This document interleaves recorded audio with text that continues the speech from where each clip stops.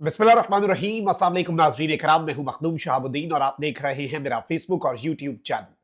उम्मीद करता हूं आप सब लोग बखैर वाफियत होंगे और जहां भी होंगे अपने अहले खाना समेत खुश भी होंगे और महफूज भी। इय्याका नअबुदु व इय्याका नस्तईन। ऐ अल्लाह, हम तेरी इबादत करते हैं और तुझसे ही मदद मांगते हैं। आज 11 अप्रैल 2025 जुम्मे का दिन है। कुछ बहुत बड़ी डेवलपमेंट्स हैं। एक जानिब आपको मालूम है कि पाकिस्तान के अंदर दहशतगर्दी की एक नई लहर ने सर उठाया है और हालिया दिनों में जाफर एक्सप्रेस का सानहा पूरे के पूरे मुल्क को हिलाकर रख देने के लिए काफी था। अब इस सबके अंदर एक और बहुत बड़ा दहशतगर्दी का मंसूबा, जिसमें पाकिस्तान एयरफोर्स के तैयारों और पाकिस्तान एयरफोर्स के जो एयरबेस है उस पर कब्जे की कोशिश। इस हवाले से मेरे पास कुछ एक्सक्लूसिव डिटेल्स हैं जो आपके सामने रखनी है। साथ ही साथ पाकिस्तान के पॉलिटिकल लैंडस्केप से भी कुछ खबरें हैं। दो बड़ी डेवलपमेंट्स हैं। एक तो ये कि आज इस्लामाबाद हाई कोर्ट में टेरियान केस जो है उसका एक मर्तबा फिर से जिक्र हुआ है, लेकिन किस तरह से इस्लामाबाद हाई कोर्ट के अंदर कशीदगी बढ़ती जा रही है और इस्लामाबाद हाई कोर्ट के आईन पसंद और कानून पसंद जजेस जो हैं उन्होंने जस्टिस सरफराज डोगर, जिन्हें किसी मकसद के तहत लाया गया और जस्टिस सरफराज डोगर साहब हर रोज की बुनियाद पर वो मकसद पूरा करते हुए नजर आते हैं, उन पर आज एक चार्जशीट लगी है। इस हवाले से इंपॉर्टेंट डिटेल्स हैं। जबकि मादनियात बिल पर पाकिस्तान तहरीक इंसाफ के सोशल मीडिया का एहतजाज रंग ले आया है और अब पाकिस्तान तहरीक इंसाफ के वो रहनुमा भी जो इस सब के अंदर इस बिल को डिफेंड कर रहे थे, वो भी अब इससे किनारा कशी इख्तियार करने पर मजबूर हो गए हैं। तो मादनियात के बिल के मामले पर भी माइनस इमरान इतना आसान नहीं होगा इस निजाम के लिए, ये बात इस सिस्टम को समझ आ गई है।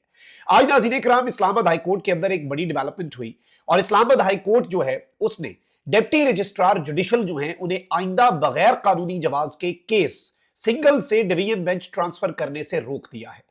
ये फैसला जो है ये इस्लामाबाद हाई कोर्ट के दो जजेस जो हैं उन्होंने दिया है और ये काम कर कौन रहा था बगैर किसी जवाज के केसेस को ट्रांसफर करने का? ये काम कर रहे थे कायम मकाम chief justice Sarfaraz Dogar. Islamabad high court में बेंचेस तब्दीली के मामले पर जस्टिस मोहसिन अख्तर कियानी और जस्टिस सरदार एजाज इसहाक ने 12 सफहात का तफसीली फैसला जारी करते हुए डिप्टी रजिस्ट्रार जुडिशल को आइंदा ट्रांसफर या मार्किंग करते हुए अदालती गाइडलाइंस को मद्देनजर रखने का हुक्म दे दिया है। अदालत ने डिप्टी रजिस्ट्रार जुडिशल को हुक्म दिया कि जब तक full court high court rules पर मजीद राय ना दे उन्हीं गाइडलाइंस पर अमल करें। High court rules and order के मुताबिक डिप्टी रजिस्ट्रार जुडिशल तमाम केसेस मुतलका बेंच में भेज दें और deputy registrar judicial case single bench से डिवीजन बेंच भेजने का इख्तियार बगैर किसी कानूनी जवाज के इस्तेमाल ना करें। अब इस सब के अंदर नाज़रीन इकराम जो इस्लामाबाद हाई कोर्ट के अंदर बातें हुई हैं और जो इस फैसले के अंदर लिखा गया है वो बड़ा इंपॉर्टेंट है। इस फैसले के अंदर जस्टिस सरदार एजाज इसहाक और जस्टिस मोहसिन अख्तर कियानी, दो दबंग तरीन इस्लामाबाद हाई कोर्ट के जजेस ने टेरियान केस का भी जिक्र किया। इस केस के अंदर भी बेंच जो है, आपको मालूम होना चाहिए कि वो साबिक जो चीफ जस्टिस थे इस्लामाबाद हाई कोर्ट के आमिर फारूक साहब, उन्होंने बेंच एवं तब्दील करने की कोशिश की थी जिसके ऊपर फिर उन्हें मुंह की खाना पड़ी थी। और इसमें ये कहते हैं कि टेरियान केस में इस्लामाबाद हाई कोर्ट का लार्जर बेंच तय कर चुका कि चीफ जस्टिस बेंच तश्कील दे सकता है लेकिन दोबारा तश्कील या तरमीम नहीं कर सकता। यानी एक दफा चीफ जस्टिस ने बेंच बना दिया तो उसमें वो तश्कील कोई भी तरमीम नहीं कर सकता या उसे दोबारा से तश्कील नहीं दे सकता। सिर्फ उसी सूरत में बेंच दोबारा तश्कील हो सकता है जब बेंच माजरत करके या वजूहात के साथ दोबारा तश्कील का कहे। अब ये टेरियान केस का जिक्र भी हुआ है और टेरियान केस को जिस तरह से जस्टिस आमिर फारूक साहब चला रहे थे, अब बाकी केसेस को जस्टिस सरफराज डोगर साहब उसी तरीके से चला रहे हैं। अब जो सबसे अहम तरीन चीज है वो क्या है? जस्टिस मोहसिन अख्तर कियानी और जस्टिस सरदार एजाज इसहाक पर मुश्तमिल बेंच ने इस्लामाबाद हाई कोर्ट में आजकल जो अंधाधुंध चलता हुआ वन मैन शो है उस पर गैर मामूली सवालात उठाते हुए वाजे किया कि high court rules and order के मुताबिक हाई कोर्ट के इंतजामी मामलात चलाना सिर्फ चीफ जस्टिस का नहीं बल्कि एडमिनिस्ट्रेशन कमेटी का इख्तियार है। दूसरी सूरत में भी केस मुकर्रर करना एक जुडिशल बिजनेस है जिसे इंतजामी बिजनेस से इक्वलाइज नहीं किया जा सकता। यानी कि केसेस फिक्स करना एक जुडिशल मामला है। एडमिनिस्ट्रेटिव इख्तियारात होंगे चीफ जस्टिस के पास, लेकिन जुडिशल इख्तियारात तमाम तर पूरी अदालत के उनके पास नहीं है। और ये जो एक वन मैन शो और डिक्टेटरशिप जस्टिस सरफराज डोगर साहब ने चलाई हुई है उसके ऊपर आज एक बहुत बड़ी चार्जशीट लगी है। This is something very big. आगे बढ़ते हैं, माइंस एंड मिनरल्स एक्ट जो है उस पर बात कर लेते हैं। ये तरमीमी बिल है खैबर पख्तूनख्वा का। अब ऑल्दो इसके ऊपर फड्डा भी हो रहा है। अली अमीन गंडापुर साहब, उनके भाई और उनके कुछ करीबी सियासतदान जो हैं वो इस बिल के डिफेंस में एड़ी चोटी का जोर लगा रहे हैं। मतलब वो लोग भी जो पीटीआई के मामलात पर खान साहब की अडियाला जेल में हालत जार पर बात नहीं ना करते, इस बिल के ऊपर इतने पर्सनल हो चुके हैं कि जैसे ये बिल ना हो गया पता नहीं क्या हो गया। अब यहां पर एक और चीज भी हुई है नाज़रीन इकराम के Khyber Pakhtunkhwa mines and mineral तरमीमी बिल जो है, इसके मामले पर पीटीआई रहनुमाओं में इख्तलाफात जो है वो लफ्जी गोलाबारी में तब्दील भी हुए और इस सब के ऊपर पार्टी के व्हाट्सएप ग्रुप में अली अमीन गंडापुर और आतिफ खान जो है इनके दरमियान तलक कलामी भी हुई और पीटीआई पार्लियामेंटेरियंस के व्हाट्सएप ग्रुप में इसकी मुखालफत की इस बिल की आतिफ खान ने और कहा कि बिल खैबर पख्तूनख्वा के अवाम के हक में नहीं। अली अमीन गंडापुर साहब व्हाट्सएप ग्रुप के अंदर जवाब देने आ गए कि आपने बिल पढ़ा है, अगर अंग्रेजी नहीं आती तो बिल की उर्दू कॉपी भेज दूंगा, माइंस एंड मिनरल तरमीम बिल में कोई मसला नहीं, मसला आपका जाती है।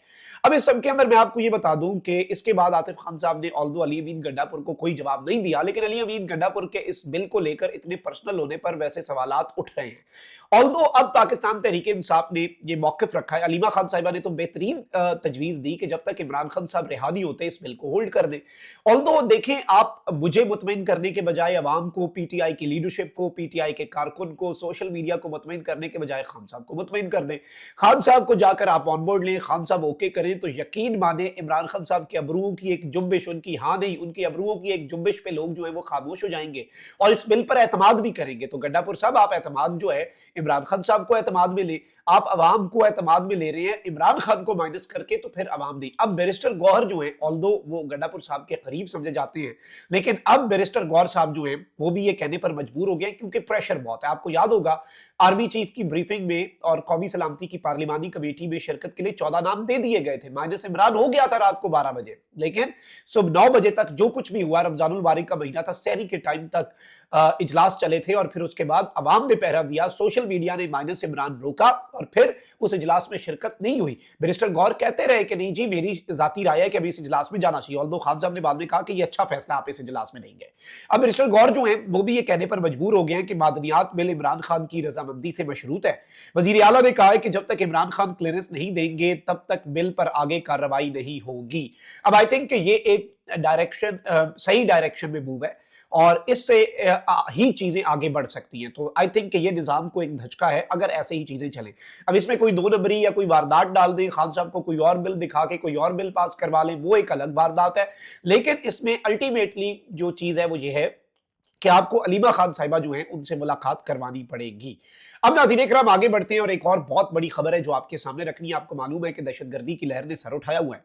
अब यहां पर अंसार भाई साहब ने एक बहुत बड़ा क्लेम किया है कि इंटेलिजेंस जराये ने इंकशाफ किया है कि एक अहम पेशरफ्त के तहत मुल्क की सरकर्दा इंटेलिजेंस एजेंसी ने दहशतगर्दी की एक बड़ी साजिश को नाकाम बनाया है, जिसका मकसद कराची में स्ट्रेटेजिक लिहाज से अहम समझी जाने वाली मसरूर एयरबेस पर खतरनाक हमला करना था। हुकाम के मुताबिक इस मंसूबे का मास्टरमाइंड अफगानिस्तान में मुकीम दहशतगर्द ग्रुप फितनतुल खवारिज का एक कमांडर है जो इस ग्रुप के खतरनाक खुदकुश बमबारों की क़यादत करता है। इस साजिश में 9 इंतहाई तरबियत याफ्ता दहशतगर्द शामिल थे, जिनमें से 5 अफगान शहरी थे, जिनकी क़यादत फितनतुल खवारिज का एक हाई प्रोफाइल कमांडर है जो पहले ही दहशतगर्दी के कई मुकदमात में मतलूब है। और ये दहशतगर्द हाल ही में दरअंदाजी करके अफगानिस्तान से पाकिस्तान में दाखिल हो गए थे। ये लोग एक तयशुदा मकाम पर एयरबेस में दरअंदाजी करके दाखिल होने, उस पर कब्जा करने, तैयारों और इंफ्रास्ट्रक्चर को तबाह करने और एयरबेस को ज्यादा से ज्यादा देर तक अपने कब्जे में रखने का इरादा रखते थे। इनका मकसद ज्यादा से ज्यादा नुकसान पहुंचाना और मौत तक एक तवील बंदूक बरदार लड़ाई करना था। यह ऑपरेशन मुबैना तौर पर अफगानिस्तान में मुकीम फितनतुल खवारिज की आला क़यादत की बराह रास्त निगरानी में किया गया था और इसमें तकरीबन 13 महीने की मंसूबाबंदी शामिल थी, यानी एक बहुत फुल फ्लेज ऑपरेशन था। दहशतगर्दों ने एयरबेस के करीब रिहाइश इख्तियार कर रखी थी और इलाके की वसी पैमाने पर रैकी जांच पड़ताल जो है वो भी की थी। ताहम इंटेलिजेंस एजेंसी ने इनकी नकलो हरकत पर कड़ी नजर रखी हुई थी। जब हमलावर अपनी साजिश का आखिरी मरहला शुरू करने वाले थे, एजेंसी ने मुल्क भर में एक तेज खुफिया और मरबूत ऑपरेशन शुरू करते हुए मुख्तलिफ मकामात से मुश्तबा अफराद को गिरफ्तार किया। स्ट्रेटेजिक लिहाज से अहमियत की हामिल एयरबेस की हिफाजत हुई, बल्कि हमला बशमूर जो नवंबर 2024 में कराची के साइट एरिया में लिबर्टी टेक्सटाइल मिल में चीनी इंजीनियर्स पर हमले में मुलव्वस दहशतगर्द नेटवर्क जो है उसे भी तबाह कर दिया इसकी वजह से। और इस सब के अंदर मैं आपको ये बता दूं कि ये अफगानिस्तान से फरार होने वाले जो दहशतगर्द हैं जिन्हें पकड़ा गया है, ये इससे पहले भी चीनी इंजीनियर्स के ऊपर हमला हुआ اور کراچی کے اندر دہشت گردی کے حملوں میں یہ مطلوب بھی تھا جسے پکڑا گیا ہے۔ تو یہ ایک بہت بڑی اور الارمنگ چیز ہے کہ دہشت گردوں کی اتنی دیدہ دلیری کہ وہ 13 مہینے سے تیاری کر رہے تھے پاکستان کے ایک ایئر بیس پر حملہ کر کے، وہاں پر طیاروں کو، انفراسٹرکچر کو تباہ کر کے، اس پر قبضہ کر کے بندوق بردار لڑائی کرنے کی۔